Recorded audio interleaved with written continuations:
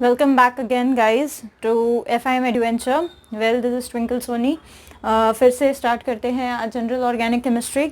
General organic chemistry में जैसे हमने पहले डील किया हुआ था एरोमेटिसिटी और एरोमेटिक कैरेक्टर और बाकी कंपाउंड्स जो कि एरोमेटिसिटी बेयर करते हैं, तो एरोमेटिसिटी अगर आ रही है तो उससे क्या क्या फ़ायदे कंपाउंड को हो जाते हैं, वो सारी चीज़ों के बारे में हमने बात की थी।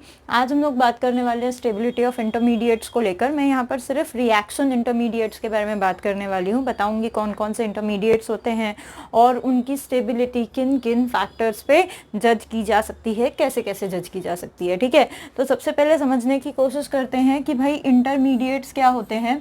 अच्छा, अब यहाँ पर मेरे जो बच्चे हैं, ठीक है, मैं उन्हें ऑलरेडी इंटरमीडिएट्स बता चुकी हूँ कि क्या होते हैं, ठीक है, बट दैट डजंट मीन कि आप लोग इस वीडियो को आगे नहीं देखेंगे, क्योंकि इसमें मैं बहुत सारी नई बातें भी बताने वाली हूँ। ठीक है, क्योंकि ये वीडियो मतलब मैं मेरे बच्चों के लिए सिर्फ नहीं बना रही हूँ, मैं सभी बच्चों के लिए बना रही हूँ जो यूट्यूब पे मुझसे जुड़े हुए हैं, मेरे अपने बच्चे जो मुझसे पढ़ते हैं वो भी, और बाकी जो बाहर से दूसरे बच्चे हैं उन लोगों के लिए भी बना रही हूँ। सो इसीलिए यहाँ पर मुझे इंटरमीडिएट्स के बारे में फिर से बताना पड़ेगा। ठीक है, मैं ऐसे ही नहीं छोड़ सकती कि भाई चलो ठीक है यार, कार्बोकटायन ये चीज़ होती है, अनायन ये चीज़ होती है, मतलब हम उसके सीधा उसके स्टेबिलिटी पे बात नहीं कर सकते। पहले मुझे यहाँ पर इंटरमीडिएट्स क्या होते हैं पहले वो बताने पड़ेंगे बेटा, उसी के बाद मैं आगे बढ़ पाऊंगी। ठीक है, सो मैं बात कर लेती हूँ इंटरमीडिएट्स की, बहुत सारी नई चीज़ें भी बताने वाली हूँ। ठीक है ना, सो बात कर लेती हूँ इंटरमीडिएट्स की कि सबसे पहले इंटरमीडिएट्स या रिएक्शन इंटरमीडिएट्स क्या होते हैं।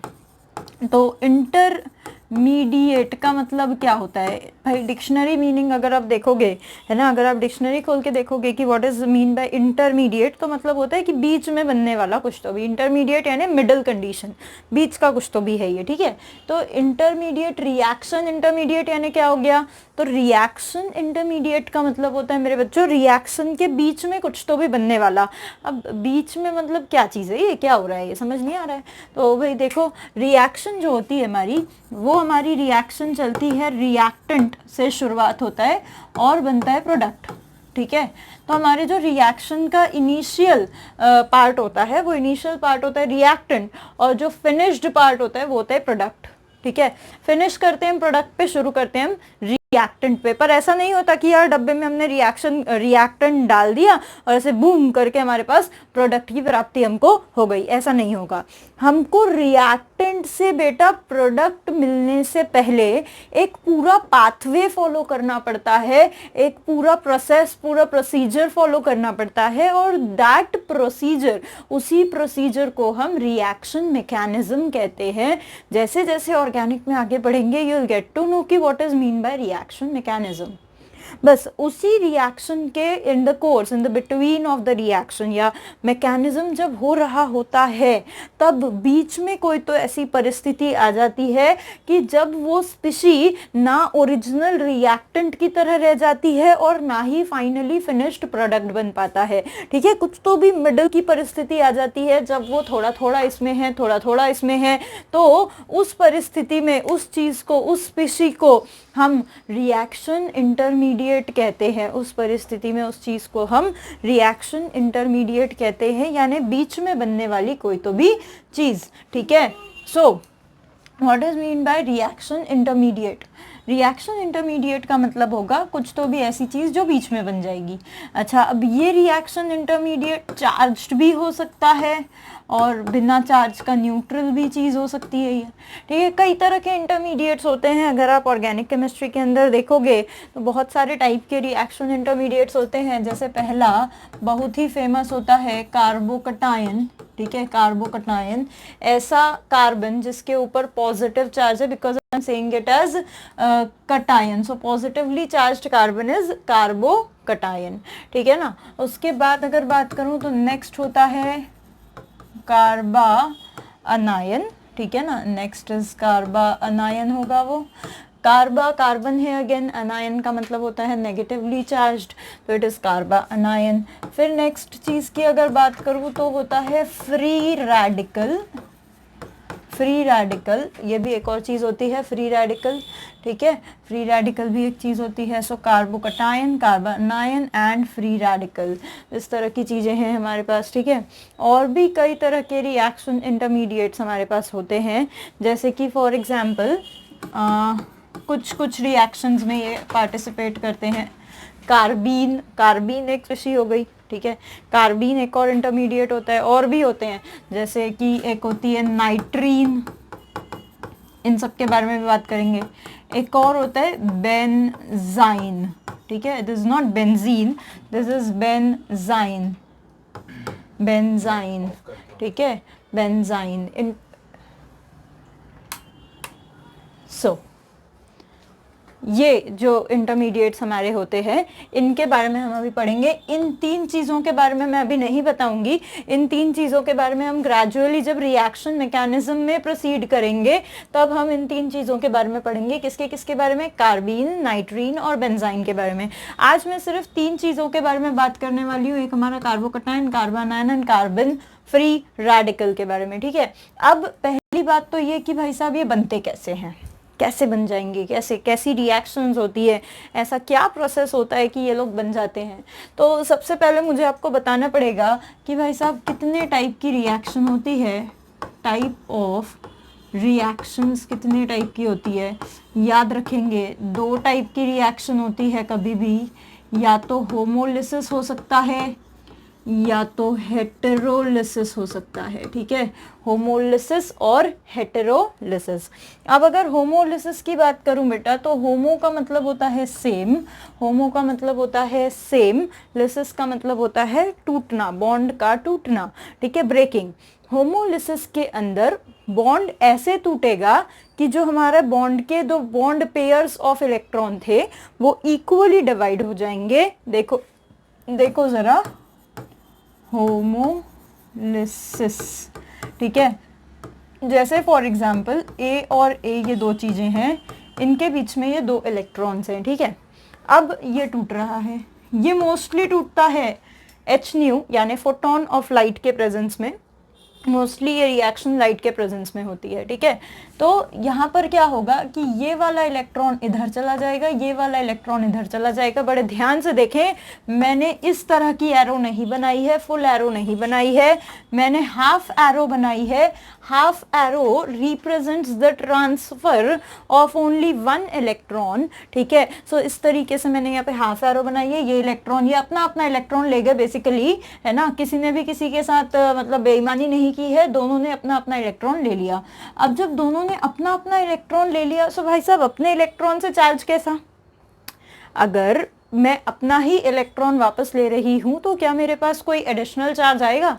नहीं आएगा, डेफिनेटली नहीं आएगा, ठीक है।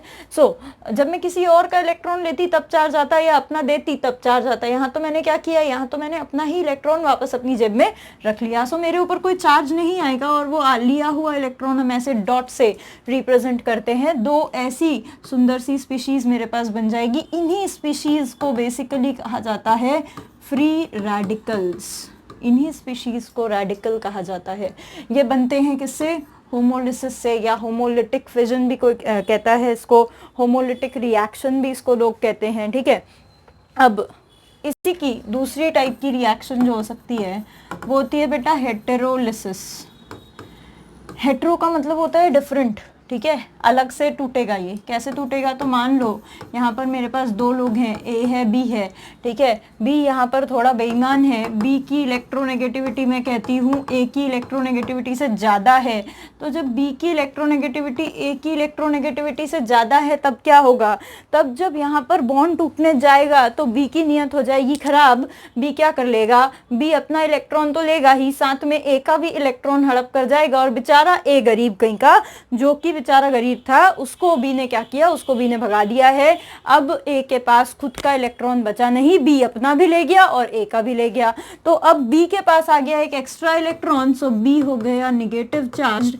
ए के पास उसका भी इलेक्ट्रॉन लूट के ले गया, बी तो ए हो गया पॉजिटिवली चार्ज। तो इस तरीके से ये वाला बन चुका है अनायन, और ये बन चुका है कटायन। अगर ये लोग कार्बन होते, अगर ये कार्बन होते तो ये कहलाता कार्बन आयन, और वो कहलाता बिल्कुल सही कार्बोकटायन, ठीक है ना। सो इस तरीके से फॉर्मेशन होता है इन 3 चीज़ों का। अब इनकी स्टेबिलिटी पर बात करते हैं, ठीक है। देखो इनकी स्टेबिलिटी पे बात करते हैं। सबसे पहले आज जो मैं बताने वाली थी आप लोगों को, कार्बोकटायन की स्टेबिलिटी, ठीक है ना। स्टेबिलिटी ऑफ कार्बोकटायन पे हम बात कर लेते हैं। कार्बोकटायन की अगर मैं स्ट्रक्चर की बात करूं या कार्बोकटायन कैसा दिखता है उसकी बात करूं, सो कार्बोकटायन कुछ इस तरीके से दिखता है। एक पॉजिटिव चार्ज होता है उसके पास और 3 होते हैं उसके पास बॉन्ड पेयर ऑफ इलेक्ट्रॉन्स, यानी इसके पास 3 मेरे पास, यानी इसके पास 3 सिग्मा बॉन्ड होने वाले हैं। जिसके पास 3 सिग्मा बॉन्ड होंगे यानी इसके पास 3 बॉन्ड पेयर्स ऑफ इलेक्ट्रॉन है, ठीक है। और दूसरी चीज एक पॉजिटिव चार्ज है ना। अब 3 सिग्मा बॉन्ड है तो 3 सिग्मा बॉन्ड का मतलब इसका हाइब्रिडाइजेशन आप निकाल सकते हैं कि इसका हाइब्रिडाइजेशन जो आने वाला है, हाइब्रिडाइजेशन इसका आ जाएगा sp2 हाइब्रिडाइज्ड ये हो जाने वाला है। और दूसरा ये प्लेनर स्पीशी होने वाला है, ठीक है। तो मैं इसको ऐसे नहीं बनाती, sp2 भी मैं कह रही हूँ और मैं इसको ऐसे भी बना रही हूँ तो ये तो गलत हो जाएगा। मुझे इसे ऐसा बनाना चाहिए, ठीक है, क्योंकि वो प्लेनर स्पीशी है तो वो ट्राइगोनल प्लेनर जैसा उसका स्ट्रक्चर होता है। और दूसरी चीज़ भाई पॉजिटिवली चार्ज है, तो पॉजिटिवली चार्ज है तो इसका मतलब ही क्या है कि उसके पास इलेक्ट्रॉन की कमी है, यानी ही वो इलेक्ट्रॉन डेफिशिएंट है। इलेक्ट्रॉन नहीं है उसके पास, इलेक्ट्रॉन डेफिशिएंट है। इलेक्ट्रॉन चाहिए है उसको हमेशा हमेशा, वो इलेक्ट्रॉन सीक करता रहेगा। जिसके भी पास इलेक्ट्रॉन होगा जाके उस पर अटैक कर देगा, या जिसके भी पास इलेक्ट्रॉन होगा वो इस पे अटैक कर देगा। ये हमेशा इलेक्ट्रॉन को क्या बोलते हैं, सीक करेगा। It is an electron lover हम कह सकते हैं उसको। सो ऐसी स्पीशीज को इलेक्ट्रोफाइल कहते हैं, ठीक है। इलेक्ट्रोफाइल भी कह सकते हो उसको। It is an electrophilic substance या इलेक्ट्रोफाइल है। Electro means electron, phile means love. So ये जो है ये इलेक्ट्रॉन को बहुत ज़्यादा सीक करता है हमेशा। सो ये एक इलेक्ट्रोफाइल भी है। अब इसको भाई चाहिए हमेशा इलेक्ट्रॉन, तो इसको कैसे ग्रुप्स खुश करेंगे, इसको कैसे ग्रुप्स चाहिए इसके अराउंड जो इसको खुश कर सके, जो इसको स्टेबलाइज कर सके। ऐसे ग्रुप्स जो हमेशा इलेक्ट्रॉन इसको देते रहेंगे, यानी कि इलेक्ट्रॉन रिलीज करने वाले ग्रुप्स इसको बहुत ज़्यादा खुश करते हैं, ठीक है। इलेक्ट्रॉन रिलीज करने वाले ग्रुप यानी कैसे इफेक्ट देते हैं वो ग्रुप। सो स्टेबलाइज्ड बाय, बताओ जरा कैसे इफेक्ट देते हैं। Stabilized by electron releasing groups, ठीक है। यानी कैसे वाले, so plus m plus i hyperconjugation, ठीक है ना। और दूसरा एरोमेटिसिटी, भाई जब पॉजिटिव चार्ज से एरोमेटिसिटी आ जाएगी तभी भी वो स्टेबल हो जाएगा। जब कटायन का पॉजिटिव चार्ज एरोमेटिसिटी लाएगा तब वो स्टेबल हो जाएगा, ठीक है। जैसे अगर फॉर एग्जांपल मैं इसके लिए कुछ अच्छे अच्छे सुंदर क्वेश्चन यहाँ पर आपको बताऊं तो मैं जब इसके लिए आपको अच्छे अच्छे क्वेश्चन दूँ तो मैं ऐसे एग्जाम्पल्स आप लोगों के साथ यहाँ पे शेयर कर सकती हूँ। ये देखो ज़रा कौन सा वाला कटायन ज़्यादा स्टेबल होगा। मान लो मैंने यहाँ पर एक कार्बोकटायन बना लिया, ये मेरा एक कार्बोकटायन है, बहुत ही फेमस कार्बोकटायन है, ठीक है ना, बहुत ही ज़्यादा फेमस है। आप लोग समझ सकते हो ये वाला कार्बोकटायन आप लोगों ने बहुत बार देख रखा होगा। और दूसरा एक ये वाला कार्बोकटायन भी मेरे पास अवेलेबल है। मेरे पास ऐसे 2 कार्बोकटायन है बेटा, दोनों में से कौन ज़्यादा स्टेबल होगा, ये वाला ज़्यादा स्टेबल होगा या ये वाला ज़्यादा स्टेबल होगा, जल्दी बताएंगे फटाफट। अगर आप लोग देख पाएंगे तो ये वाला मुझे ज़्यादा स्टेबल होता हुआ दिखता है। क्यों ऐसा, क्योंकि यहाँ पर ये जो पॉजिटिव चार्ज है, मैंने क्या कहा था, पॉजिटिव चार्ज जब एरोमेटिसिटी ले आएगा तब वो परम आनंद की प्राप्ति कराएगा मॉलिक्यूल को। वैसे तो ये भी बहुत स्टेबल है, ये जो सेकंड वाला मैंने बनाया ये भी कोई कम स्टेबल नहीं है, वो भी बहुत स्टेबल है क्योंकि वहाँ पर हाइपर कॉन्जुगेशन हो रहा है, ठीक है। पर इन दोनों में से अगर मैं ज़्यादा स्टेबिलिटी की बात करूँ तो definitely any time this is more stable because this is aromatic. ये वाला एरोमेटिक है, दूसरा इसके पास 6 पाई इलेक्ट्रॉन है, रेजोनेंस है, कंप्लीट कॉन्जुगेशन है, इसके पास हाइपर कॉन्जुगेशन है। So any time this is more stable then this वाला, यानी ये वाला, ठीक है।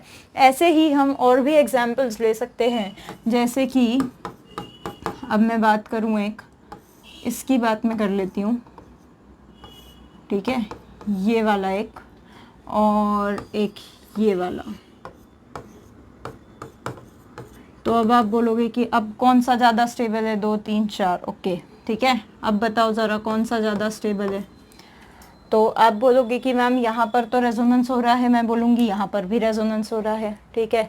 अब आप बोलोगे कि मैम यहाँ पे कम रेजोनेंस हो रहा है, यहाँ पे ज़्यादा रेजोनेंस हो रहा है ना। तो मैं बोलूँगी हाँ बिल्कुल यहाँ कम रेजोनेंस हो रहा है पर यहाँ पर ज़्यादा रेजोनेंस हो रहा है, ठीक है। पर एक चीज़ हमेशा ध्यान रखना कि वो पॉजिटिव चार्ज जो एरोमेटिसिटी ला रहा हो, अब भी 2 सेकंड पहले बताया था, फिर रिपीट कर रही हूँ, वो पॉजिटिव चार्ज जो एरोमेटिसिटी ला रहा हो वो हमेशा मीजोमेरिक रेजोनेंस इन सबसे ज़्यादा प्रायोरिटाइज्ड माना जाएगा। वो चार्ज जो एरोमेटिसिटी ला रहा हो वो ज़्यादा प्रायोरिटाइज्ड माना जाएगा, ठीक है। सो मेरे हिसाब से तो वो वाला ज़्यादा स्टेबल होना चाहिए। कौन सा वाला? तो मेरे हिसाब से तो भाई साहब हाँ डेफिनेटली वही होना चाहिए, बिल्कुल सही है, यही होना चाहिए क्योंकि ये ला रहा है मेरे पास एरोमेटिसिटी अगेन, ठीक है ना। ये रेजोनेंस कर रहा है, बिल्कुल सही रेजोनेंस कर रहा है। ये यहाँ पर भी एरोमेटिसिटी है, बेंजीन जो है वो यहाँ पर एरोमेटिक रिंग बनी हुई है, पर एरोमेटिसिटी लाने के पीछे इस पॉजिटिव चार्ज का कोई हाथ नहीं है। जबकि यहाँ पर एरोमेटिसिटी तभी आएगी जब यहाँ पॉजिटिव चार्ज होगा, यहाँ पर 2 पाई इलेक्ट्रॉन रिवॉल्विंग तभी पॉसिबल है जब एरोमेटिसिटी हो, ठीक है। तो एरोमेटिसिटी लाने वाला जो हमारा क्या कहते हैं उसको, कार्बोकटायन होता है, वो एनी टाइम ज़्यादा स्टेबल होता है, ठीक है। सो यहाँ से मुझे 2 बातें आपको समझानी है। एक तो एरोमेटिसिटी अगर है ज़्यादा है तो any time stability of cation ज़्यादा होगी, एनी टाइम ज़्यादा होगी, ठीक है। दूसरी बात, एक और बात कि भाई मान लो अब एरोमेटिसिटी नहीं दिख रही मुझे, या एरोमेटिसिटी दिख भी रही है तो 2 कटायंस में एक जैसी दिख रही है, फिर हम क्या करेंगे?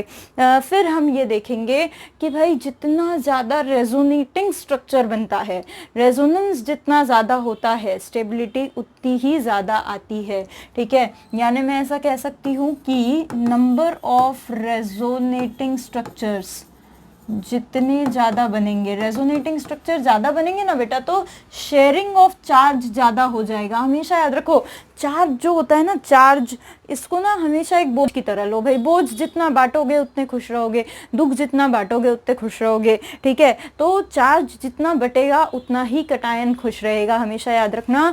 तो नंबर ऑफ रेजोनेटिंग चार्जेस जितने ज़्यादा होंगे, स्टेबिलिटी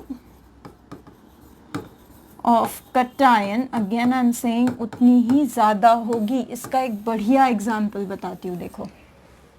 मान लो बेंजाइलिक कटायन लेते हैं, बेंजाइलिक कटायन समझते हो? बेंजाइलिक कटायन का मतलब होता है बेंजीन रिंग के ऊपर वाला जो कार्बन है वो कटायन हो चुका है। Now this is my benzylic cation, ठीक है। इसको ही कहते हैं बेंजाइलिक कटायन। लेते हैं, ठीक है। देखो ये ले लिया, बढ़िया एग्जाम्पल है। ये मेरा कार्बन है, ये है मेरा मस्त बेंजीन रिंग, ठीक है। ये मेरा एक और बेंजीन रिंग और ये मेरा एक और बेंजीन रिंग। हो भाई साहब, 3 बेंजीन रिंग एक कटायन को लगा दिए, ठीक है। ऐसे ही ये मेरा दूसरा कटायन है, एक हाइड्रोजन, एक बेंजीन रिंग इधर, एक बेंजीन रिंग इधर। फिर ये मेरा तीसरा कटायन है, इसको बेचारे के पास एक ही बेंजीन रिंग है। अब आपको मैंने इसको नाम दे दिया, इसको नाम दे दिया ए, इसको नाम दे दिया बी, इसको नाम दे दिया सी। अब बोला आपको बताओ भाई कौन ज़्यादा स्टेबल है। तो अब आपके पास कई सारे इफेक्ट है देखने के लिए। आपके पास एरोमेटिसिटी है इफेक्ट, आपके पास मीजोमेरिक है इफेक्ट, आपके पास हाइपर कॉन्जुगेशन है इफेक्ट, आपके पास इंडक्टिव है। तो मैम पहले क्या देखें मैम?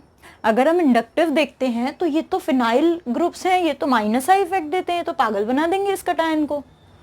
अच्छा, फिर अगर हम हाइपर कॉन्जुगेशन देखते हैं तो वो तो खैर यहाँ लगेगा ही नहीं, अल्फा हाइड्रोजन नहीं है, ठीक है। फिर अगर हम मीजोमेरिक या रेजोनेंस देखते हैं तो फिर तो ये सबसे ज़्यादा स्टेबल दिखता है। और फिर अगर हम एरोमेटिसिटी देखें तो एग्जैक्टली देखना क्या है हमको? देखो हमको इस ऑर्डर में चलना है।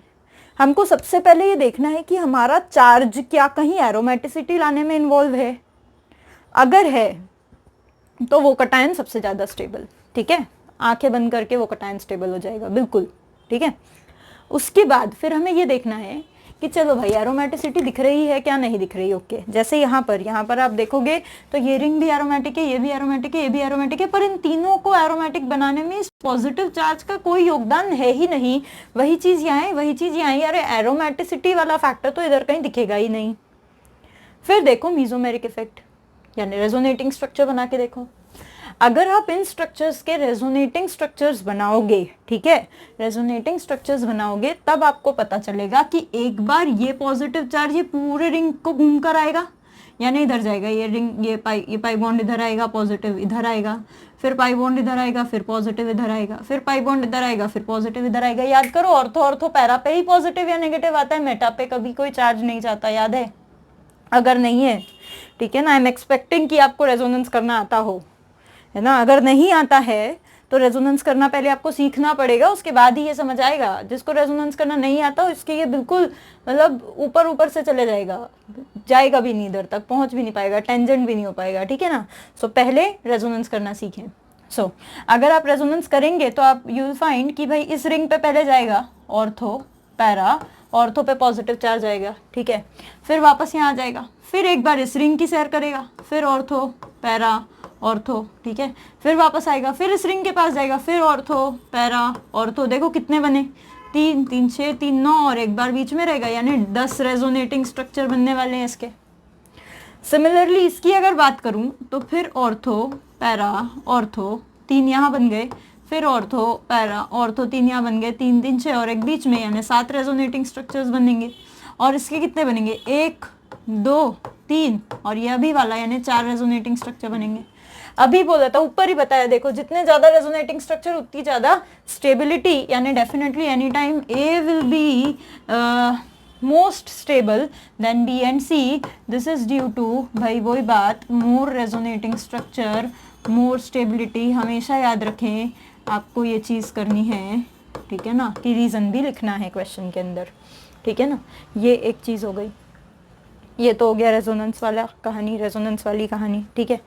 एक और जैसे इसके अंदर स्ट्रक्चर होता है, एक और चीज़ होती है इसमें, जैसे इंडक्टिव इफेक्ट देख सकते हो आप, या मीजोमेरिक इफेक्ट ही अगर आपको और देखना है तो इस तरह की स्टेबिलिटी भी देख सकते हो आप। जैसे मान लो ये है मेरा बेंजीन है, ठीक है, फिर बेंजीन में यहाँ पे मैंने बना लिया कटायन, और यहाँ मैंने बना लिया कटायन, यहाँ पे मैंने लगा लिया OMe नहीं लिखते इसको, Me यानी लिख सकते हो मिथाइल, ठीक है ना, यहाँ पे लगा दिया, एक ऑर्थो पे लगा दिया, वैसे ही एक बार मिथाइल OMe लिख दो व्हाटएवर, ठीक है, यहाँ पे लगा दिया, एक बार मेटा पे लगा दिया, फिर वैसे ही मैं उसको एक बार लगा सकती हूँ पैरा पे लगा सकती हूँ।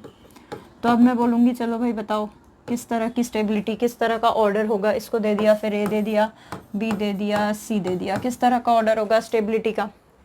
तो फिर देखोगे किस तरह का ऑर्डर दिख रहा है स्टेबिलिटी का। तो यहाँ पर देखने के लिए आपको क्या देखना पड़ेगा, फिर वही कटायन है मेरे पास, ठीक है, कटायन है मेरे पास, और साथ में बेंजीन, यानी ये वाला पार्ट तो मेरे पास कॉमन ही है, ठीक है, जो भी मेरे पास डिफरेंट है वो इस ग्रुप की पोजीशन है, यानी जो भी गड़बड़ कर रहा है वो ये ग्रुप कर रहा है। तो मुझे बेसिकली ये ग्रुप क्या गड़बड़ कर रहा है, ये ग्रुप किस तरह के इफेक्ट डाल रहा है मेरे कटायन पे, मुझे ये चीज़ देखनी है, ठीक है। तो पहले मुझे देखना पड़ेगा कि एक्चुअली ग्रुप के इफेक्ट्स क्या क्या होते हैं। तो ग्रुप के इफेक्ट्स देखने के लिए मुझे ज़रा देखना पड़ेगा कि भाई ये वाले जो हमारे कनेक्टिंग एटम हैं, इसके पास कनेक्टिंग एटम कौन है, यहाँ कनेक्टिंग एटम है मेरे पास ऑक्सीजन, उसके पास है लोन पेयर। अगर मीजोमेरिक इफेक्ट याद आता है तो बताया था कि जब भी कनेक्टिंग एटम पे लोन पेयर होता है तो कौन सा इफेक्ट होता है, तब होता है इफेक्ट, हाँ बिल्कुल देगा ना वो लोन पेयर अपने, तब होता है इफेक्ट +M। और साथ में वो एक और इफेक्ट लगाता है, और वो एक इफेक्ट जो होता है वो होता है भाई -I, ठीक है ना, पर ज़्यादा प्रेफरेंशियल तो हमारा +M होता है, सो +M होगा। उसके बाद अगर मैं बात करूँ सो ये और ये, यहाँ पर अगर मैं बात करूँ तो भाई मेटा पोजिशन है, मेटा पोजिशन पे तो मीजोमेरिक इफेक्ट एक्ट ही नहीं करता, ठीक है, क्योंकि रेजोनेंस तो मेटा पोजिशन पे वो जाता ही नहीं है।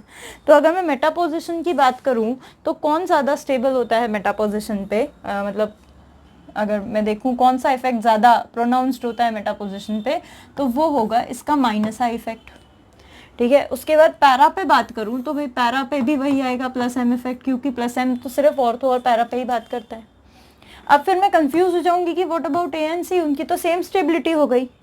पर इंडक्टिव इफेक्ट की अगर बात करूं तो इंडक्टिव इफेक्ट होता है बेटा डिस्टेंस डिपेंडेंट, अगर आपको पता हो तो। जो नियर बाई कार्बन होता है, 1-2 कार्बन तक वो चलता है, फिर आगे आगे जाके वो वैनिश हो जाता है। यहाँ पर OMe जो है वो दूर है, तो इसका माइनस आई इफेक्ट इस पे एक्ट नहीं करेगा, जबकि यहाँ पे माइनस आई इफेक्ट भी कुछ कुछ एक्ट करेगा। तो अगर आप देखो कि कार्बोकटायन को कैसे ग्रुप चाहिए, तो कार्बोकटायन को चाहिए इलेक्ट्रॉन देने वाले ग्रुप। यहाँ पर plus M OCH3 plus M की मदद से, यानी पाई की मदद से वो इलेक्ट्रॉन दे तो रहा है, पर सिग्मा की मदद से ले भी रहा है। ठीक है ना, तो ये उसको स्टेबल तो कर रहा है, पर वो बहुत खुश नहीं हुआ अब तक, क्योंकि यहाँ लेने वाला भी प्रेजेंट है। जबकि यहाँ तो बेचारा बहुत ही दुख में है, क्योंकि वो सिर्फ ले ही रहा है माइनस आई की मदद से। और यहाँ अगर आप देखो तो डिस्टेंस डिपेंडेंट होने के कारण इंडक्टिव वर्क ही नहीं कर रहा, वहाँ सिर्फ देने वाला काम कर रहा है, यानी सिर्फ और सिर्फ प्लस एम काम कर रहा है। तो सबसे ज़्यादा स्टेबल, सबसे ज़्यादा खुश होगा हमारा सी वाला स्ट्रक्चर। उसके बाद होगा जो थोड़ा कम दुखी है, यानी ए वाला, और उसके बाद जो सबसे ज़्यादा दुखी है वो बी वाला। This will be the order of stability of cation. I hope आपको समझ में आया हो। ऐसे ही और भी कई एग्जाम्पल्स हम दे सकते हैं। ठीक है, जैसे मैंने ले लिया, मान लो ये वाला एग्जाम्पल, जैसे यहाँ लगा लिया मैंने कटायन, यहाँ मैंने मान लो लगा दिया नाइट्रो ग्रुप। ठीक है, उसके बाद इसको ज़रा शिफ्ट कर लेते हैं। उसके बाद मैंने फिर यहाँ लगा दिया कटायन, और फिर यहाँ लगा दिया नाइट्रो ग्रुप। उसके बाद फिर मैंने यहाँ लगा दिया कटायन, और फिर मैंने यहाँ लगा दिया नाइट्रो ग्रुप, और एक है जिसके पास कुछ नहीं है, सिर्फ कटायन है। ठीक है, सो अब इनको मैंने नाम दे दिया भाई A B C D। अब जरा इनके दुख की कहानी लिखते हैं अपन। ठीक है, इनमें सबसे ज़्यादा दुखी बेचारा कौन होगा देखते हैं। नाइट्रो ग्रुप का अगर आपको स्ट्रक्चर बनाना आता है, देखो अगर आपको मीजोमेरिक के ग्रुप्स कौन कौन से होते हैं, कौन माइनस आई देता है, कौन प्लस आई, कौन माइनस एम देता है, सॉरी कौन माइनस एम देता है, कौन प्लस एम देता है, वो पूरा सीक्वेंस लिखा होता है। अगर आपको सीक्वेंस रटा हुआ नहीं भी है, ठीक है, तो कौन माइनस एम देता है और कौन प्लस एम देता है, ये देखने का एक तरीका है कि भाई ये जो कनेक्टिंग एटम है ना, इस कनेक्टिंग एटम को देखो। अगर उस कनेक्टिंग एटम के ऊपर कोई लोन पेयर है तो डेफिनेटली वो लोन पेयर देगा, यानी प्लस एम होगा। अगर उसके ऊपर पॉजिटिव चार्ज है तो वो डेफिनेटली लेगा बेंजीन से, यानी माइनस एम होगा। नाइट्रो के अंदर नाइट्रोजन पे पॉजिटिव चार्ज होता है, अगर आप उसका स्ट्रक्चर बनाओ तो ये लेने का काम करेगा, ये माइनस एम इफेक्ट देगा, और साथ में क्योंकि ऑर्थो पे है तो माइनस आई भी देगा। Oh my God, making the cation the most दुखी कटायन एवर। भाई पाई से भी ले रहा है, सिग्मा से भी ले रहा है, वो बेचारा वैसे ही गरीब है, और ले लेगा कहाँ से देगा, लोन भी नहीं मिलता आजकल। ठीक है, उसके बाद अगर मेटा पे देखूँ तो मेटा पे तो भाई मीजो चलता ही नहीं, सिर्फ इंडक्टिव से आएगा माइनस आई। ठीक है, उसके बाद अगर पैरा पे बात करूँ तो पैरा पे सिर्फ माइनस एम चलेगा, और ये हाँ चलो कम से कम इसके पास कोई देने वाला नहीं है तो कोई खींचने वाला भी नहीं है। यानी यहाँ पे सबसे खुश कौन है, जिसको EMI नहीं देनी है, यानी जिसको अपना वो नहीं देना है, पैसा नहीं देना है, कौन है, डी। तो D will be the most happier, D will be the most stable. उसके बाद मेटा से जिसको कम देनी है, ठीक है, यानी कौन, बी। उसके बाद मीजो से, अकेला मीजो से ही दे रहा है, सी। और सबसे दुखी है मेरा ए। क्यों सबसे दुखी है भाई, मीजो से भी दे ही रहा है, इंडक्टिव से भी दे ही रहा है, इन एनी केस देना ही है उसको, वैसा ही वो गरीब है और ले लेगा इलेक्ट्रॉन, तो बेचारा बहुत दुखी हो जाएगा। तो this is the order of stability. इसी तरीके से और भी क्वेश्चंस हम लोग यहाँ पे कर सकते हैं। बढ़िया क्वेश्चंस कुछ हैं मेरे पास, देखती हूँ। जैसे कि अब ये एक है, ठीक है, बहुत कॉमन क्वेश्चन है वैसे, देखते हैं। बहुत ही लल्लू कॉमन क्वेश्चन है, सबको आ भी जाएगा। और भी अच्छे क्वेश्चंस है, बताऊंगी क्लास खत्म होते होते और अच्छे क्वेश्चंस करेंगे। ये वाला कॉमन क्वेश्चन, काफ़ी कॉमन क्वेश्चन, ठीक है। फिर दो नाम ABCD। अब भाई मीजोमेरिक दिखेगा क्या, एरोमेटिसिटी दिखेगी क्या? नहीं भाई, एरोमेटिसिटी तो नहीं दिखेगी, ठीक है, एरोमेटिसिटी तो नहीं दिखेगी। अब यहाँ पे मीजोमेरिक दिखेगा क्या? मीजोमेरिक भी नहीं दिखेगा, मीजोमेरिक भी नहीं दिखेगा, ठीक है। फिर यहाँ पर क्या दिखेगा? यहाँ पर हाइपर कॉन्जुगेशन दिखेगा क्या? तो हाँ भाई, हाइपर कॉन्जुगेशन दिख सकता है। कैसे दिखेगा hyper conjugation? So this is my alpha carbon, 3 3 6 3 9, alpha hydrogen कितने हैं? 9। फिर यहाँ पर अगर अल्फ़ा हाइड्रोजन देखोगे तो 3 और 3 अल्फ़ा हाइड्रोजन कितने हो गए? 6। यहाँ पे देखोगे तो अल्फ़ा हाइड्रोजन कितना हो गया? 3। यहाँ पर देखोगे तो अल्फ़ा हाइड्रोजन कितना हो गया? 0। सो भाई अल्फ़ा हाइड्रोजन जैसे जैसे बढ़ेगा वैसे वैसे हमारा हाइपर कॉन्जुगेशन बढ़ेगा। हाइपर कॉन्जुगेशन बढ़ेगा तो भाई साहब स्टेबिलिटी, परम शांति प्राप्त होगी। सबसे ज़्यादा शांत ABCD, सबसे ज़्यादा दुखी। This is the order of stability. I hope you समझ में आया होगा, अभी आया होगा शायद, सही है।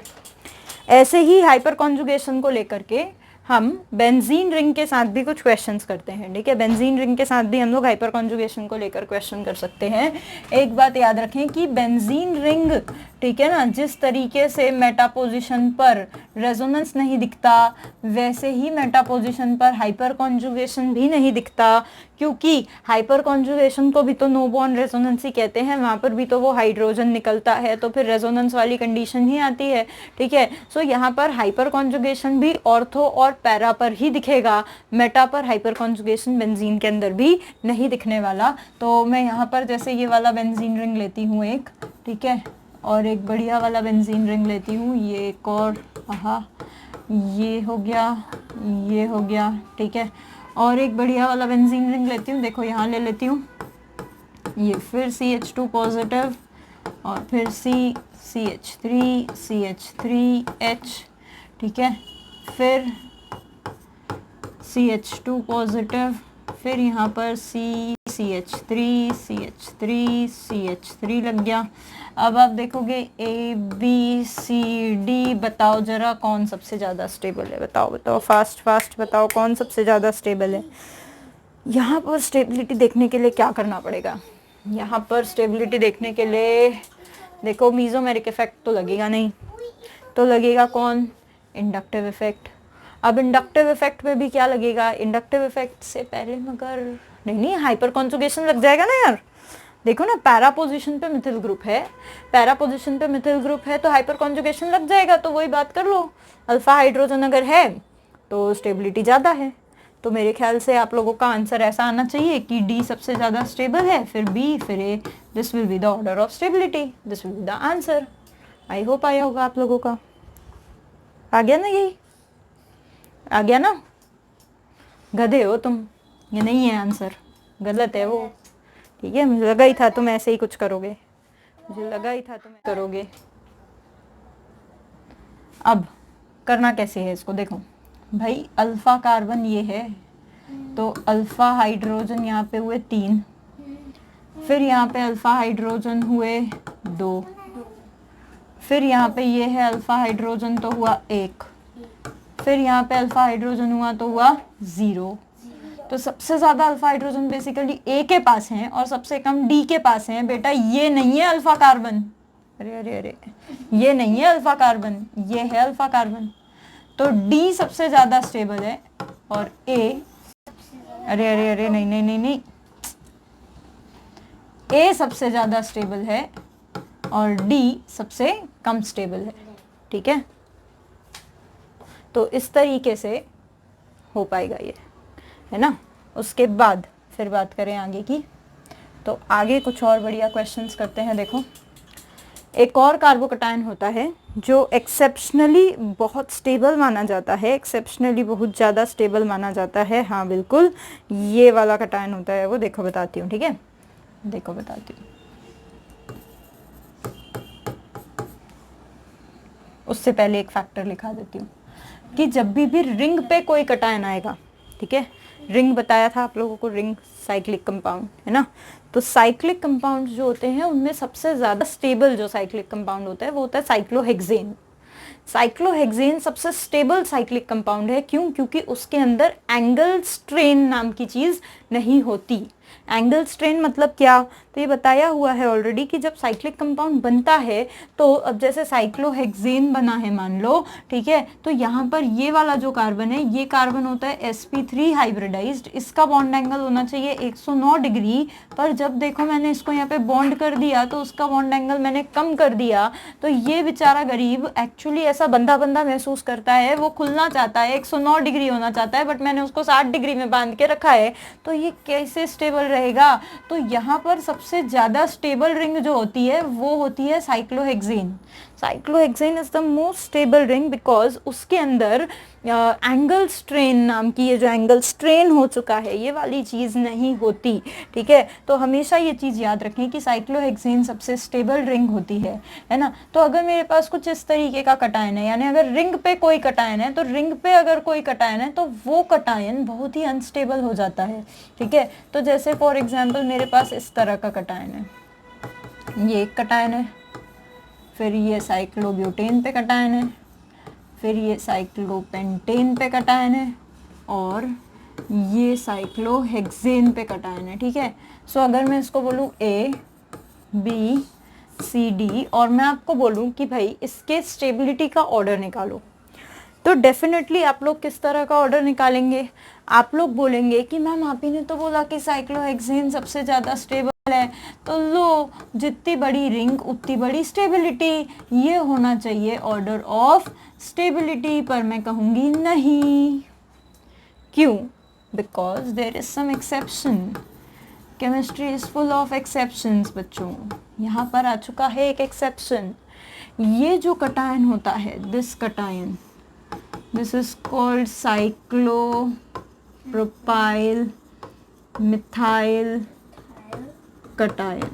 This is exceptionally very stable. ये exceptionally बहुत ही stable होता है। क्यों stable होता है?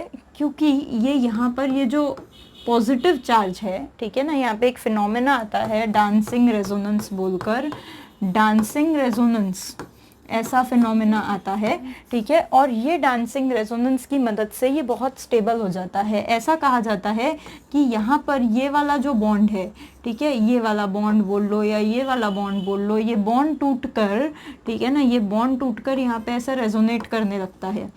ये सिर्फ इसी रिंग में होता है, यानी जब भी साइक्लोप्रोपेन के ऊपर पॉजिटिव आएगा तब होगा। ये इधर चला जाता है तो ये कुछ इस तरीके का हो जाता है और पॉजिटिव चार्ज यहाँ आ जाता है, ये ऐसा कंपाउंड बन जाता है, ठीक है ना। फिर ये वापस इधर आ जाएगा तो वो मेरी रिंग मुझे वापस ऑब्टेन हो जाएगी। फिर ये इधर चला जाएगा तो ये कुछ इस तरीके की रिंग मुझे वापस से मिल जाएगी। तो ये नाचता रहता है, ये इन स्ट्रक्चर्स के बीच नाचता रहता है, नाचते नाचते बड़ा स्टेबल हो जाता है, ठीक है ना। सो जितना ज़्यादा डांसिंग रेजोनेंस होगा उतनी ही ज़्यादा वो रिंग स्टेबल होगी। तो यहाँ पर एक्चुअली ये रिंग सबसे ज़्यादा स्टेबल है। वाई? बिकॉज ऑफ वही एक्सेप्शनली स्टेबल वाली बात, डांसिंग रेजोनेंस। तो ये सबसे ज़्यादा स्टेबल, उसके बाद इन सब में लग जाएगा तुम्हारा क्या? Angle strain. तो अब इनकी बात करूँगी तो हाँ डेफिनेटली डी सबसे ज़्यादा स्टेबल, फिर सी, फिर A. This will be the order of stability definitely. So ये कहानी हो गई, ठीक है। उसके बाद अगर मैं इससे ही रिलेटेड कोई बढ़िया क्वेश्चन तुम्हें दूं तो देखो ज़रा, इस तरह की बात मैं करवा सकती हूँ आप लोगों से कि यस, यहाँ पर ये एक एग्जाम्पल है मेरे पास, ठीक है, ए। उसके बाद ठीक है ना, ऐसे ही एक रिंग यहाँ पे लग गई,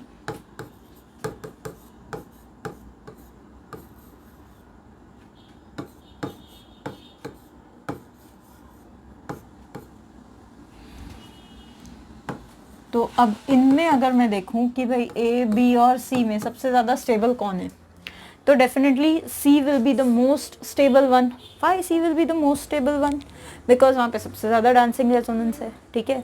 उसके बाद आएगा बी, उसके बाद आएगा ए, क्योंकि यहाँ पे ज़्यादा, यहाँ पे 3 रिंग्स में डांसिंग रेजोनेंस होगा, यहाँ पे 2 में, यहाँ पे 1 में। So C B A, this will be the order of what? Stability, ठीक है। अब इसके बाद आप लोग हो जाओगे कंफ्यूज कि मैम क्या बता रहे हो आप, तो आपसे एरोमेटिसिटी देखनी है कि मीजोमेरिक देखना है कि डांसिंग रेजोनेंस देखना है, करना क्या है? देखो नॉर्मल क्वेश्चंस में तो आप वो सब देख सकते हो, ठीक है, बट कुछ एक्सेप्शंस हैं, जैसे ये हैं, ठीक है ना। सो इन्हीं को लेकर के एक order of stability of carbocation define किया गया है। एक order of stability of carbocation define किया गया है। वो ऑर्डर मैं आप लोगों को यहाँ पर बता देती हूँ और आपको उसी ऑर्डर के अकॉर्डिंग चलना होगा। डेफिनेटली 1 करोड़ कटायन होंगे, मैं 1 करोड़ कटायन तो यहाँ पर नहीं रख सकती हूँ, बट एक मोटा मोटा ऑर्डर मैंने यहाँ पर डिफाइन किया हुआ है ना। देखो मैंने इसके ऊपर ना बहुत सारा रिसर्च किया, बहुत सारी बुक्स में देखा है, बहुत हर बुक में आप देखोगे ना तो अलग अलग है। इंस्टीट्यूट वाले भी आप देखोगे तो कुछ इंस्टीट्यूट वाले कुछ पढ़ाते हैं और कुछ इंस्टीट्यूट वाले कुछ पढ़ाते हैं, ठीक है। सो मैंने ये जो ऑर्डर निकाला है ये बेसिकली मैंने बहुत सारी जगह में देख करके कि भाई सबसे परफेक्ट जो बन सकता है वो मैंने यहाँ पे निकाला है। So basically order of stability of carbocation कुछ इस तरीके की मिली मुझे या होती है। जितने भी क्वेश्चंस मैंने सॉल्व किए हैं, ठीक है ना, मैक्सिमम क्वेश्चंस 99% क्वेश्चंस जो है इससे करेक्ट लग गए मेरे। सो इस तरह की ऑर्डर वो हो सकती है। सबसे पहले आएगा आपका एरोमेटिसिटी वाला, यानी हमारा वही tropylium ion, this is the most stable one, tropylium ion, ठीक है। अगर ट्रोपोलियम आयन है तो फिर कोई टेंशन की बात ही नहीं है, वो सबसे स्टेबल है। उसके बाद आता है ये वाला कटायन जिसमें मेरे को 3 डांसिंग रेजोनेंस वाले फिनोमेनाज ऑब्टेन हो जाते हैं, ठीक है। उसके बाद यहाँ पर 3 फिनाइल वाला, फिनाइल मतलब समझते हो ना, बेंजीन रिंग है, ठीक है, 3 फिनाइल वाला कटायन। उसके बाद अगर मैं देखूँ यहाँ पर तो फिर 2 डांसिंग रेजोनेंस वाली रिंग्स, ठीक है। उसके बाद अगर आप यहाँ पे देखोगे तो डेफिनेटली 2 फिनाइल वाला कटायन। उसके बाद ये एरोमेटिसिटी साइक्लोप्रोपीन इनाइल वाला कटायन, ठीक है। इसके बाद वो साइक्लोप्रोपेन वाला एक डांसिंग रेजोनेंस, ठीक है। हाँ, इसके बाद देखोगे आप यहाँ पे आता है कहानी में ट्विस्ट। देखो सबसे ज़्यादा स्टेबल 3 फिनाइल वाला, उसके बाद 2 फिनाइल वाला। अब एक्सपेक्टेड है कि 1 फिनाइल वाला आ जाए, पर 1 फिनाइल वाले से पहले आ जाएगा टर्शरी, 1 फिनाइल वाले से पहले आ जाएगा टर्शरी, ठीक है ना, यानी बेंजाइलिक कार्बोकटायन बाद में आएगा, पहले आएगा टर्शरी। यानी देखो यहाँ पर गड़बड़ हो रही है, यहाँ पर देखो रेजोनेंस बाद में आ रहा है और पहले आ रहा है टर्शरी। क्यों पता है? क्योंकि ये 3 मिथाइल मिलकर आपको हाइपर कॉन्जुगेशन भी देंगे और आपको प्लस आई इफेक्ट भी देंगे, जबकि यहाँ पर आपको सिर्फ मीजोमेरिक या रेजोनेंस मिलेगा। तो ये 2 इफेक्ट यहाँ पर मिलकर के मीजोमेरिक पे भारी पड़ जाते हैं, इसीलिए यहाँ पर टर्शरी वाला जो कार्बोकटायन है वो ज़्यादा स्टेबल हो जाता है, किससे? बेंजाइलिक वाले कार्बोकटायन से। इसके बाद आता है अलाइलिक कार्बोकटायन, जहाँ तक मुझे याद है, हाँ डेफिनेटली अलाइलिक ही आएगा, हाँ बिल्कुल सही। अलाइलिक कार्बोकटायन, अलाइलिक समझते हो ना, अलाइलिक यानी क्या? डबल बॉन्ड के बाजू वाला कार्बोकटायन, ठीक है। अलाइलिक कार्बोकटायन आएगा इसके बाद, फिर अलाइलिक के बाद वही सेकेंडरी कार्बोकटायन, ठीक है, फिर सेकेंडरी के बाद प्राइमरी कार्बोकटायन, इस तरीके से ऑर्डर चल पड़ेगा, ठीक है। सो इस तरीके से एक जनरलाइज्ड ऑर्डर ऑफ स्टेबिलिटी यहाँ पर हम लोगों को मिल जाती है कार्बोकटायन की। सबसे पहले देखो यहाँ पे एरोमेटिसिटी आई है, यानी ट्रोपोलियम आयन सबसे ज़्यादा स्टेबल है, फिर डांसिंग रेजोनेंस, फिर 3 जगह पर फिनाइल है, ठीक है ना, फिर 2 जगह पर डांसिंग रेजोनेंस, फिर 2 जगह पर फिनाइल, फिर एरोमेटिसिटी। तो इस तरीके से ये ऑर्डर थोड़ा आपको ध्यान में रखना पड़ेगा, इससे आपको काफ़ी सारे मैक्सिमम क्वेश्चंस जो हैं वो बनाने में आसान हो जाएंगे, ठीक है, मैक्सिमम क्वेश्चंस बन जाएंगे। वैसे जनरल क्वेश्चंस जो होते हैं, जनरल क्वेश्चन तो मीजोमेरिक और इंडक्टिव पे ही बेस्ड होते हैं, ठीक है। सो इस तरीके से आज अगर हम लोग देखें तो हम लोगों ने कार्बोकैटायन की स्टेबिलिटी पे बात की है ना। पर हम लोगों के पास सिर्फ एक ही रिएक्शन इंटरमीडिएट नहीं होता, हम लोगों के पास बहुत सारे रिएक्शन इंटरमीडिएट होते हैं। हम लोगों के पास कार्बन अनायन भी होता है और हम लोगों के पास कार्बन फ्री रेडिकल भी होता है। बहुत सारे रिएक्शन इंटरमीडिएट्स होते हैं जैसे मैंने पहले बताया था। तो कुछ ज़्यादा नहीं, 2-3 क्वेश्चंस डील कर लेते हैं कार्बन अनायन पे और कार्बन फ्री रेडिकल पे, ठीक है। सो स्टेबिलिटी ऑफ अनायन की भी बात कर लेते हैं। देखो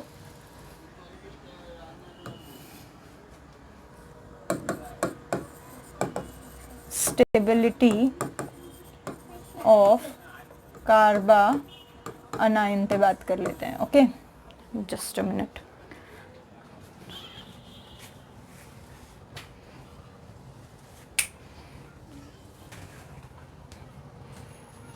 स्टेबिलिटी ऑफ कार्बन अनायन पे बात कर लेते हैं, ठीक है। उससे पहले देखना पड़ेगा कि कार्बन अनायन होती क्या चीज़ है। कार्बन अनायन पे अगर मैं बात करूं तो कार्बन के पास होता है एक नेगेटिव चार्ज और होते हैं 3 बॉन्ड पेयर्स, 1 2 3 4 5 6, और यहाँ पे होता है एक नेगेटिव चार्ज, ठीक है। सो अगर इसके स्ट्रक्चर की बात करूँ तो मेरे पास एक नेगेटिव चार्ज है और दूसरी चीज़ मेरे पास 3 बॉन्ड पेयर्स हैं, ठीक है। 3 बॉन्ड पेयर्स, एक नेगेटिव चार्ज। हाइब्रिडाइजेशन की अगर बात करूँ सो sp3 हाइब्रिडाइज्ड यहाँ पर स्ट्रक्चर हो चुका है, ठीक है। उसके बाद यहाँ पर इलेक्ट्रॉन है, नेगेटिव चार्ज है, so it is electron rich in nature, ठीक है। इलेक्ट्रॉन रिच है वो नेचर में। अच्छा, अब इलेक्ट्रॉन रिच है तो इसे कैसे लोग चाहिए होंगे, तो डेफिनेटली इसे ऐसे लोग चाहिए होंगे जो इसका इलेक्ट्रॉन ले लें यानी विल बी स्टेबलाइज्ड बाय, ये किससे स्टेबलाइज होगा, will be stabilized by -m और -i groups, -m -i groups चाहिए इसको, ठीक है। -m -i टाइप के ग्रुप्स चाहिए इसको। सो -m -i वाले ग्रुप इसको स्टेबलाइज करेंगे। तो अब जैसे यहाँ पर अगर मैं कुछ क्वेश्चंस लूँ, ठीक है ना। सो अब जैसे फॉर एग्जांपल मेरे पास मान लो यहाँ पर मेरे पास कार्बन अनायन है और यहाँ पर मेरे पास NO2 लगा हुआ है, यहाँ पे मान लो मेरे पास कार्बन अनायन है, यहाँ पे मेरे पास OH लगा हुआ है, यहाँ पे मेरे पास कार्बन अनायन है, यहाँ पे मेरे पास लगाओ कौन सा ग्रुप लगाना है आप लोगों को, चलो कुछ नहीं लगा हुआ है मान लो, ठीक है। इस तरह का क्वेश्चन है। अब भाई यहाँ पर कार्बन अनायन है, इलेक्ट्रॉन रिच है, ठीक है। NO2 उस पर क्या फ़र्क डाल रहा है हमें देखना पड़ेगा। तो NO2 क्या करेगा, NO2 जो है वो खींचेगा। इफेक्ट देखो NO2 का, NO2 खींचेगा। NO2 कैसे खींचेगा, तो NO2 एक तो +m से नहीं खींचेगा यानी -m लगाएगा और दूसरा -i भी लगाएगा। वहीं अगर हम OH की बात करें तो OH तो भाई +m इफेक्ट देगा, डेफिनेटली लोन पेयर है उसके पास, और यहाँ पर कोई इफेक्ट नहीं पड़ने वाला। तो अगर मैं इसको A बोलूँ, इसको B बोलूँ और इसको C बोलूँ तो क्या होगा, तो भाई डेफिनेटली ये तो दोनों हाथ से खींच रहा है, ये तो मीजो से भी खींच रहा है और इंडक्टिव से भी खींच रहा है। तो अगर दोनों हाथ से खींच रहा है तो सबसे ज़्यादा स्टेबल कौन बनेगा, तो डेफिनेटली सबसे ज़्यादा स्टेबल तो यही बनने वाला है, A will be the most stable one, क्योंकि दोनों तरीके से उसने उसका बोझ बांट लिया। फिर अगर मैं बी की बात करूं या मैं सी की बात करूं तो बी तो और इलेक्ट्रॉन दे रहा है, उसके पास ऑलरेडी इतना चार्ज है और वो और चार्ज दे रहा है, तो डेफिनेटली वो स्टेबल तो होने वाला नहीं है। जबकि सी में चलो कोई देने वाला नहीं है तो कोई लेने वाला भी नहीं है, कुछ नहीं है, सी जैसा है वैसा है। तो बी और सी में ज़्यादा स्टेबल कौन होगा, definitely C will be the most stable. This will be the order of stability, ठीक है। ये चीज़ हो गई।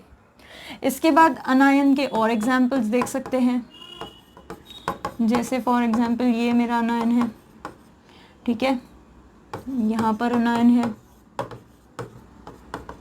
अब इन दोनों में ही आई, ये वाला भी एक ले लो, चलो इन दोनों में देखोगे, तीनों में देखोगे ज़्यादा स्टेबल कौन, इसको लो A, इसको लो B और इसको लो C, देख पाओगे अब ज़्यादा स्टेबल कौन। तो वही भाई, जितनी ज़्यादा शेयरिंग मोर शेयरिंग, जितना शेयर करोगे उतनी खुशी मिलेगी, मोर sharing more stability.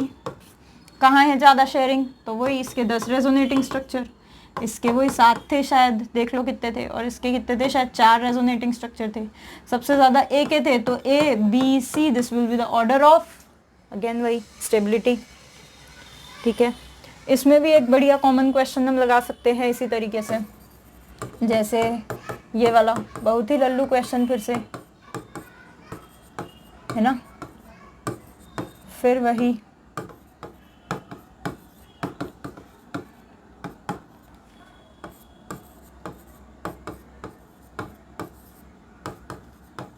This order A B C और D, ठीक है। अब यहाँ पर अगर स्टेबिलिटी की बात करूँ तो यहाँ पर सबसे ज़्यादा स्टेबल कौन होगा, तो फिर वही इफेक्ट देखना पड़ेगा। फिर मिथाइल का इफेक्ट कैसा होता है, प्लस आई इफेक्ट होता है, इसका भी प्लस आई, इसका भी प्लस आई। एक तो वैसे ही बेचारे के पास इतना इलेक्ट्रॉन है और ये लोग इलेक्ट्रॉन दिए दिए जा रहे हैं और उसको पागल बना रहे हैं।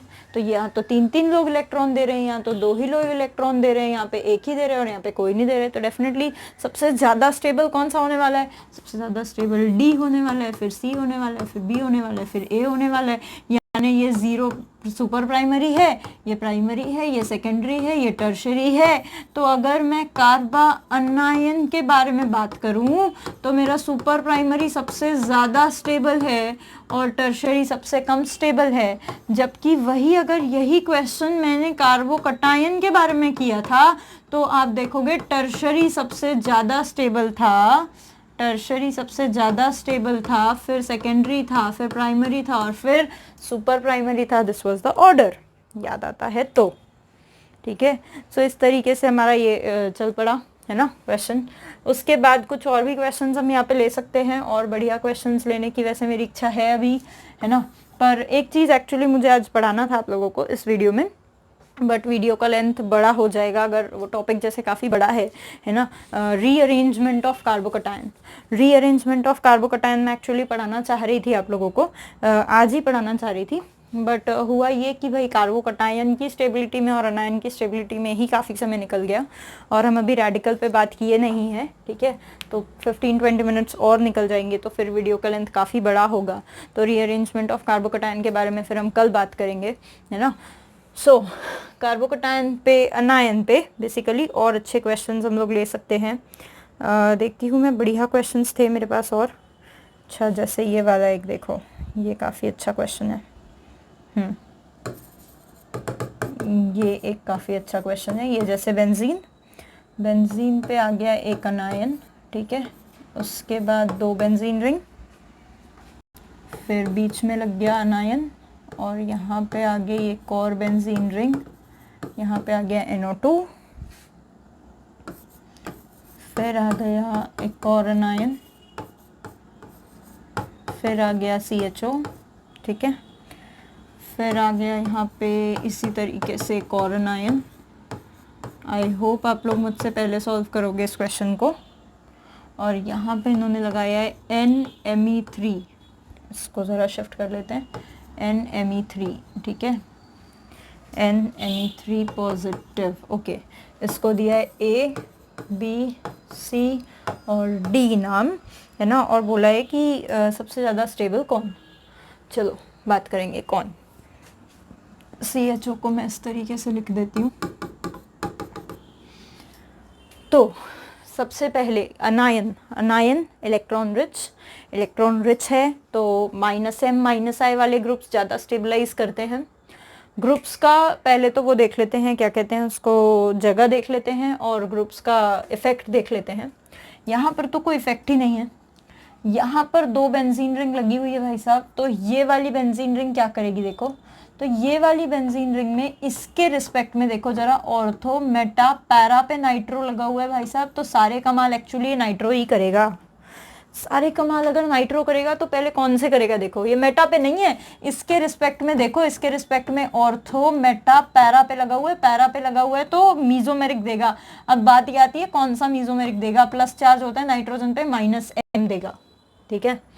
उसके बाद फिर बात करें अल्डिहाइड की, फिर वो इसके रिस्पेक्ट में देखो ऑर्थो मेटा पैरा, ठीक है, अगेन -M देगा। अच्छा, अब ज्यादा -M कौन देगा, इसके लिए आपको मीजोमेरिक का ऑर्डर याद होना चाहिए। और अगर ऑर्डर याद ना भी है तो भी नाइट्रो का मीजोमेरिक बहुत ज्यादा होता है, क्योंकि नाइट्रो का स्ट्रक्चर कुछ ऐसा होता है बेटा, नाइट्रोजन पे पॉजिटिव चार्ज होता है, ये तो सबसे पहले अपना इलेक्ट्रॉन खींचना चाहेगा। यहाँ पे कार्बन पे पॉजिटिव चार्ज नहीं होता। हाँ, ये sp2 कार्बन है, ये इलेक्ट्रॉन खींचता जरूर है पर यहाँ पर नाइट्रो ज्यादा खींचता है, ठीक है ना। सो -M नाइट्रो का ज्यादा होता है, यानी तो ज्यादा से ज्यादा खींचेगा नेगेटिव चार्ज, किसका, अनायन का, ठीक है, ये कम खींच पाएगा। NMe3 ये मीजोमेरिक नहीं करता बेचारा, ये माइनस आई इफेक्ट देगा और वो भी काफी दूर है, कम देगा, ठीक है। यहाँ कुछ ही नहीं मिल रहा। तो अब निगेटिव चार्ज है, खींचने वाला चाहिए, जितना ज्यादा खींचेगा नेगेटिव चार्ज उतना ही वो स्टेबल होगा। सबसे ज्यादा कहाँ शेयर हो रहा है नेगेटिव चार्ज, यहाँ शेयर हो रहा है बी में, तो बी सबसे ज्यादा स्टेबल हो जाएगा। बी के बाद यहाँ भी खींच रहा है वो, बट उतना नहीं खींच रहा जितना बी खींच रहा है, पर फिर भी खींच रहा है, बाकियों से तो ज्यादा ही खींच रहा है, भाई मीजोमेरिक है, ठीक है, तो ज्यादा होता है इफेक्ट उसका। तो बी के बाद आएगा सी। सी में अब यहाँ पर इंडक्टिव से बहुत कम खींच रहा है, खींच पा रहा है बहुत कम, बट ठीक है, यहाँ पर कुछ ही नहीं है खींचने वाला, तो वहां पर D will be the better one and then A, B, C, D, A will be the answer. Let's hope यही होना चाहिए answer. Let me check. Yeah, it's B, C, D, A. ठीक है, so इस तरह का। और एक बढ़िया क्वेश्चन मुझे यहाँ दिख गया है ना, नहीं यहाँ नहीं लिखते, इसको हम शिफ्ट कर लेते हैं ज़रा, इसको हम शिफ्ट करते हैं, यहाँ देते हैं वो क्वेश्चन। चलो एक लास्ट क्वेश्चन यहाँ पे कार्बन आयन पे लेते हैं, उसके बाद जरा रेडिकल की बात करेंगे 5-7 मिनट, फिर बंद कर देंगे वीडियो को, फिर कल बात करेंगे रीअरेंजमेंट ऑफ कार्बोकटायन पे, ठीक है। सो ये कौन सबसे ज़्यादा स्टेबल बताएंगे, यहाँ पर नाम दे देती हूँ इसका A, B, C, कौन सबसे ज़्यादा स्टेबल। फिर वही इफेक्ट देखना पड़ेगा, ठीक है। इफेक्ट देखेंगे तो यहाँ पर तो भाई निगेटिव चार्ज है, रिंग इस तरह की है, कौन कौन से इफेक्ट होते हैं देखो, एरोमेटिसिटी कहीं से आ रही है क्या, देखो एरोमेटिसिटी में निगेटिव चार्ज भागीदार है क्या, देखो अगर नहीं है तो मीजोमेरिक आ रहा है क्या, आ रहा है तो कौन सा आ रहा है, नहीं तो इंडक्टिव आ रहा है क्या, नहीं तो कौन सा आ रहा है, देखो। तो यहाँ पर अगर देखूँ तो भाई रेजोनेटिंग स्ट्रक्चर इसके कम बनेंगे, पर 1 2 3 4 5 6 6 pi electron making the structure aromatic. भाई जहाँ एरोमेटिसिटी वहाँ परम शांति, ए तो भूल जाओ सबसे ज़्यादा स्टेबल है, ए तो सबसे ज़्यादा स्टेबल है। उसके बाद इन दोनों में बात करेंगे तो भाई यहाँ पे रेजोनेंस अंदर हो रहा है, पर रेजोनेंस में निगेटिव चार्ज भाग नहीं ले रहा, जबकि यहाँ रेजोनेंस में निगेटिव चार्ज भाग लेगा, ठीक है, यहाँ रेजोनेंस में अंदर जाके निगेटिव चार्ज भाग लेगा। और दूसरा यहाँ पर निगेटिव चार्ज कॉन्जुगेशन में है, जबकि यहाँ पर कॉन्जुगेशन में नहीं है, ठीक है। सो मैं कह सकती हूँ कि B is more stable then C, this will be the order of stability, ठीक है। सो अनायन की कहानी ऐसी हो गई।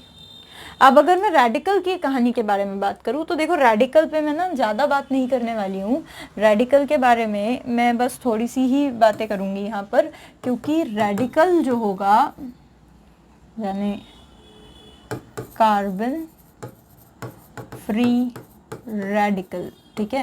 रेडिकल जो है वो कुछ ऐसी स्पीशी है, 1 2 3 यानी 1 2 3 4 5 6 7 होते हैं इसमें, 7 इलेक्ट्रॉन्स इन वैकेंट ऑर्बिटल में कह सकती हूँ, 7 इलेक्ट्रॉन होते हैं वैकेंट ऑर्बिटल में, होने चाहिए 8 क्योंकि ऑक्टेट तभी कंप्लीट होगा, ऑक्टेट कंप्लीट नहीं है, इसीलिए मैं कहती हूँ कि भाई it is electron deficient, electron की कमी है इसके पास, पर चार्जलेस है, ठीक है ना, चार्जलेस है, न्यूट्रल है, यानी इसके पास किसी तरह का चार्ज नहीं है, पर इलेक्ट्रॉन डेफिशिएंट तो है, इसको इलेक्ट्रॉन तो चाहिए।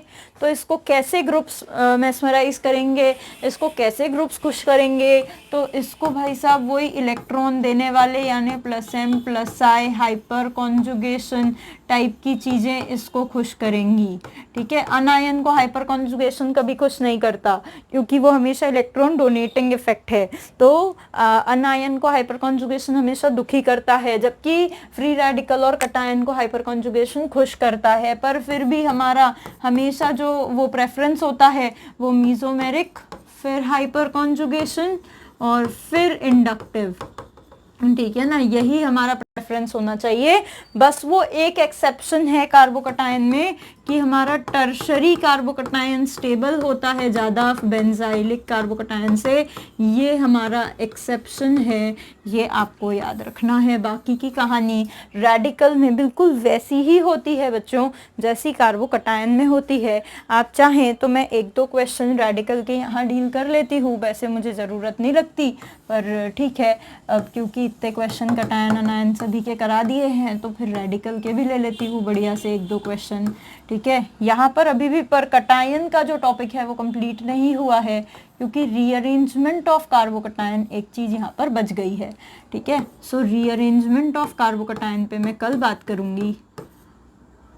अभी हम इस पे क्वेश्चंस कर लेते हैं। देखो, बहुत सिंपल क्वेश्चन, बहुत आसानी से समझ गए होंगे। यहाँ पर रेडिकल इलेक्ट्रॉन डेफिशिएंट, इलेक्ट्रॉन देने वाले ग्रुप चाहिए। नाइट्रो महापापी है, इलेक्ट्रॉन लेगा, -m से भी लेगा, -I भी लेगा। OH अच्छा है, इलेक्ट्रॉन देगा, +m से भी देगा, +I से नहीं देता, सॉरी। ठीक है, -I से देता है, बट -I प्रोनाउंस नहीं होता क्योंकि m डोमिनेटिंग होता है। फिर आप बोलोगे मैम यहाँ पर भी तो m डोमिनेटिंग है। हाँ, तो आप m लो या I लो, दोनों ही केस से वो तो उसको अनस्टेबल ही बना रहा है ना। तो भाई सबसे ज़्यादा अनस्टेबल, अगर मैं इसको A B C ऐसे नाम दे दूँ तो सबसे अनस्टेबल B दिखता है और सबसे स्टेबल C दिखता है, तो डेफिनेटली A बीच में आएगा, CAB। This will be the order of stability. अच्छा, वैसे ही रेडिकल का एक और क्वेश्चन अगर लूँ, वही टर्शरी रेडिकल, ठीक है, फिर सेकेंडरी रेडिकल, फिर प्राइमरी रेडिकल और सुपर प्राइमरी रेडिकल, ऐसा अगर क्वेश्चन लूँ तो फिर क्या होगा? फिर वही बात, भाई रेडिकल है, स्टेबल करता है हाइपर कॉन्जुगेशन। ठीक है, फिर देखो alpha hydrogen 3 3 6 3 9, alpha hydrogen 9 3 3 6, alpha hydrogen 6, फिर 3, अल्फ़ा हाइड्रोजन 3, यहाँ अल्फ़ा हाइड्रोजन 1 भी नहीं है। ठीक है, तो सबसे ज़्यादा स्टेबल कौन है? सबसे ज़्यादा स्टेबल है, फिर वही बात, A B C D, this will be the order of stability. So I hope चीज़ें समझ में आई होगी। आज समराइज़ करूँ तो हमने क्या किया था? हमने रिएक्शन इंटरमीडिएट्स के बारे में बात की थी, एरोमेटिसिटी से उसको रिलेट किया था, जनरल ऑर्डर ऑफ कार्बोकटायन देखा था, कुछ एक्सेप्शनल कार्बोकटायंस भी देखे थे और उनको जनरल ऑर्डर से रिलेट किया, कार्बन आयन का ऑर्डर ऑफ स्टेबिलिटी देखा, रेडिकल का देखा। ठीक है, अब इसके बाद कल बताऊंगी रीअरेंजमेंट ऑफ कार्बोकटायन, फिर एसिडिक स्ट्रेंथ, फिर बेसिक स्ट्रेंथ, फिर हो जाएगा GOC खत्म, फिर स्टार्ट करेंगे रिएक्शन मैकेनिज्म। ठीक है ना, तब तक के लिए stay tuned with me here eight FIM adventure. Thanks for watching.